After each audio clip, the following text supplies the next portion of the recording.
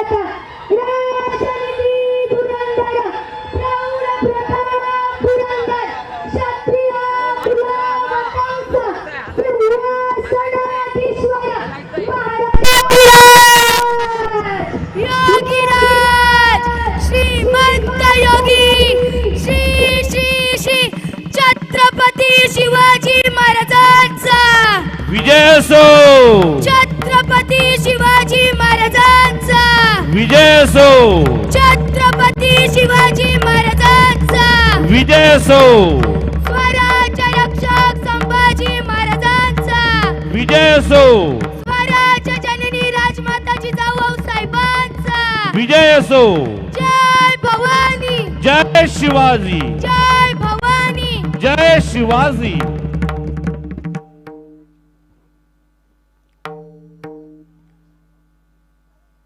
छत्रपती शिवाजी महाराजांच्या पदस्पर्शेने पावन झालेल्या भूमीत आम्हाला म्हणजे संजना हरिपाठ मंडळ गुंदवली आम्हाला सोनाले आगरी महोत्सवमध्ये सेवा करण्याची संधी दिली म्हणून तुम्हा सर्वांचे धन्यवाद.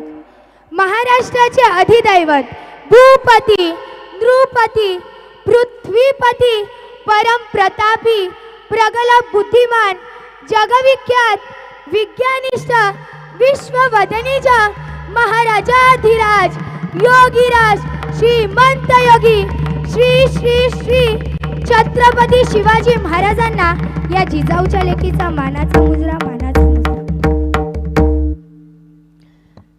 छत्रपती शिवाजी महाराज की हे शब्द कानावर पडताच ज्यांच्या मुखातून आपोआप जय बाहेर पडते, रक्त सळसळते, छाती अभिमानाने फुगते, अशा माझ्या मराठमोळ्या बंधू आणि भगिनींनो, मी अनुराधा बालाजी गोदाजी आज मी येथे का अशा महापुरुषांची गाथा उलगडणार आहे ज्यांचा मला तुम्हालाच नाही तर संपूर्ण देशाला अभिमान आहे. अहो, आपल्या बाजी काकांची खिंडीतला प्रसंग आपण या छोट्याशा नाट्यातून पाहणार आहोत. तुम्हाला नम्र विनंती असेल की आपण शांतचित्तेने ऐका. तर छत्रपती शिवाजी महाराजांच्या इतिहासात एक संकट होते. संकट फार मोठे होते. जवळजवळ 42,000 गनिमांनी महाराजांना पन्हाळगडावर वेढा दिला होता. महाराजांना निघून जाणे फार गरजेचे होते कारण गडावरची शिदोरी संपत आली होती. मात्र वेढा इतका कडक की खालून मुंगी देखील वरती जाऊ शकत नाही एवढा तर कडक हा वेढा होता. त्या वेढ्यातून सुटावं कसं म्हणून महाराजांनी एक योजना रचली. ती योजना कशी तर महाराजांसारखा दिसणारा शिवाकाशीत नावाचा मावळा, ह्याच महाराजांसारखा पेहरावा, महाराजांसारखी जिरेटोप व त्या सिद्धी व त्याच पालखीस बसवले व सिद्धी जोहरच्या भेटीस पाठवले. इकडे बाजी काका संधीचा फायदा उचलून राजांना पालखीमध्ये बसून एका गुप्त वाटेने बाहेर पडणार. तेवढ्यात तिकडे शिवाकाशीचा डाव उघडीस येतो. सिद्धी जोहर संतापतो. सिद्धी जोहर मसूदला बोलवतो. मसूद यहाँ शिवा को मेरे पास लेके आओ. शिवाने हमसे झूठ का सिद्धी मसूद निघाला. 3,500ची फौज घेऊन निघाला. आला इकडे राजे एका गजापूर नावाच्या घोडखिंडी येथे पोहोचले होते. तेवढ्यात तिथे गुप्तचरणांनी बातमी आणली. सिद्धी मसूद आलाय. 3,500ची फौज घेऊन आलाय. सिद्धी मसूद आलाय. बाजी काका म्हणाले पालखी थांबवा. बाजी काका म्हणाले पालखी थांबवा. पालखी थांबवली गेली. राजा पालखीतून खाली उतरले आणि म्हणाले काय झाले बाजी काका, पालखी का बरं तुम्ही थांबवली. बाजी काका म्हणाले राजे सिद्धी मसूद आलाय. 3,500ची फौज घेऊन आलाय. सिद्धी मसूद आलाय. राजे आपण एकत्रित जाऊन आता काही फायदा नाही. राजे तुम्ही इथून निघा. पुढे बाजी काकांनी असे एक वाक्य वापरलं आहे. ते वाक्य बकरी मध्ये नोंद आहे. कान देऊ नाही का बर का दादांनो. काय म्हणतात बाजी काका. बाजी काका म्हणतात राजे निम्मे लोक घेऊन तुम्ही पुढे जावा. निम्मे लोक घेऊन आम्ही इथं थांबितो. मारिता झुंजिता मरितो. आमच्या पोरा बाळाला सांभाळायला माझा राजा समर्थ आहे. अहो, केवढा विश्वास आपल्या राजावर, केवढा विश्वास की स्वतःच्या जीवाची पर्वा न करता, स्वतःच्या मुलाबाळांची पर्वा न करता बाजी काका काय म्हणतात हो, तर माझ्या पोरा बाळाला सांभाळायला माझा राजा समर्थ आहे. राजे म्हणाले, नाही बाजी काका, तुमच्या थकल्या खांद्यावर स्वराज्य सोपवायला आम्ही अजून राजे नाही झालो. बाजी काका, आपण लढू इथंच, गेलो तर दोघं जायचं, मेलो तर दोघं मरायचं. बाजी काका म्हणाले, राजे राजे निघा तुम्ही, राजे निघा तुम्ही. राजे जसे पंढरपुरातल्या विठ्ठलासोबत त्याच्या भक्ताचं नाव जोडलं जातं, तसे राजे तुमच्या सोबत मरताना शेवटची कुसंधी माझ्या हातून काढून घेऊ नका. राजे निघा तुम्ही. कारण राजे लाख मेले तरी 72 लाखांचा पोशिंदा मात्र जगलाच पाहिजे. लाखांचा पोशिंदा मात्र जगलाच पाहिजे. राजे निघा तुम्ही. राजे निघा तुम्ही. राजे माझे फक्त एवढे एक ऐका, विशालगडावरती जा, गेल्या गेल्या तोफांचे 3 वार करा, म्हणजे मला समजून जाईल माझा राजा गडावरती पोहोचला आहे आणि मी माझा श्वास सोडायला मोकळा होईल.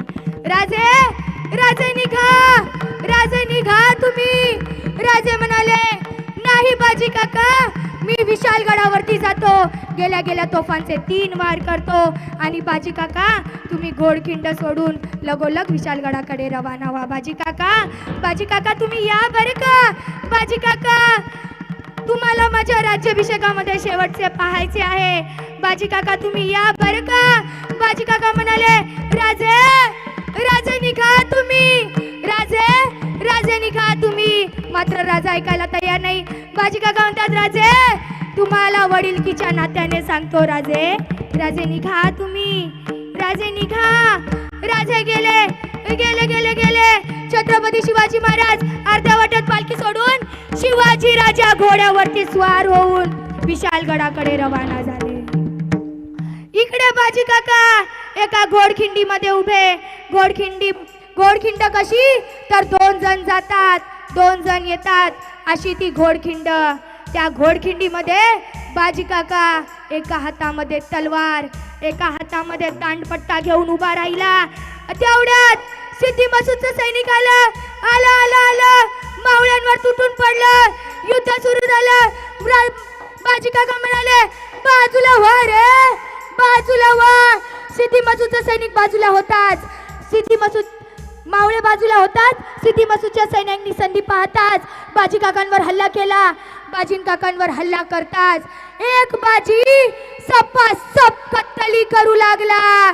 प्रेतासाठी रक्ताचा खचरण तांडव बाजीनं मांडला होता.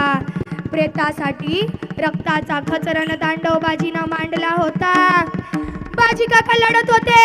हे सगळं वातावरण बघून सिद्धी मसूदचं सैनिक दम झालं.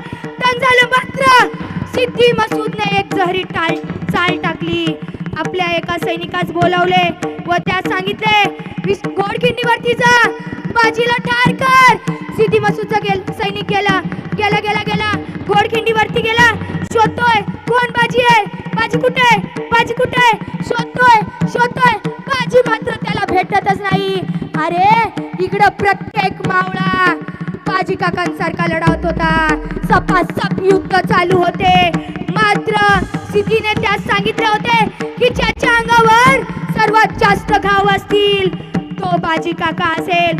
सिद्धी मसूदच्या सैनिकांनी बाजी काकांना ओळखला आणि त्याने आपली टासणीची बंदूक बाहेर काढून बाजी काकांवर नेम धरला. अरे माझा राजा म्हणायचा, माझा एक मावळा 100 भारी आहे, मात्र माझा एक बाजी 500 भारी पडत होता. इकडे सिद्धी मसूदच्या सैन्यांनी बंदूक बाहेर काढली. टासणीच्या बंदुकीने महाराजांवर नेम धरला. बाजी काकांवर नेम धरला. बाजी काकांवर नेम धरतात त्याने आपली गोळी झाडली. ही गोळी सब करत बाजी काकांच्या छाताडावरती लागली आणि सह्याद्री सारखा बाजी मातीमध्ये खाली पडला. अरे मात्र माझा राजा गडावरती पोहोचला नाही. तोफांचे 3 वार झाले नाही म्हणून पुन्हा बाजी काका उठले. पुन्हा युद्ध सुरू झालं. पुन्हा बाजी काका कत्तली काढू लागले. इकडे राजे विशालगडाच्या पायथ्याशी माणिकराव सूर्य यशवंतरावांचा वेढा पाहतात आणि त्यांना म्हणतात, बाजूला व्हा रे, बाजूला व्हा, खुलेआम मारला जाल. माझा बाजी तिथं प्राणाची बाजी देऊन उभा आहे. बाजूला व्हा रे, बाजूला व्हा. मात्र फितूर मराठी सैनिक ऐकायला तयार नाही. राजाने आपली भवानी बाहेर काढली. भवानी बाहेर काढताच सपासप युद्ध सुरू झाले. शिवाजी राजाने विशालगडाच्या पायथ्याशी प्रेताचा खच मांडला. युद्ध संपवून शिवाजी राजा विशालगडावरती गेले. विशालगडावरती गेले गेले गेले गेले मावळ्यांना म्हणाले, द्या रे, द्या मशाली, द्या द्या द्या मशाली द्या.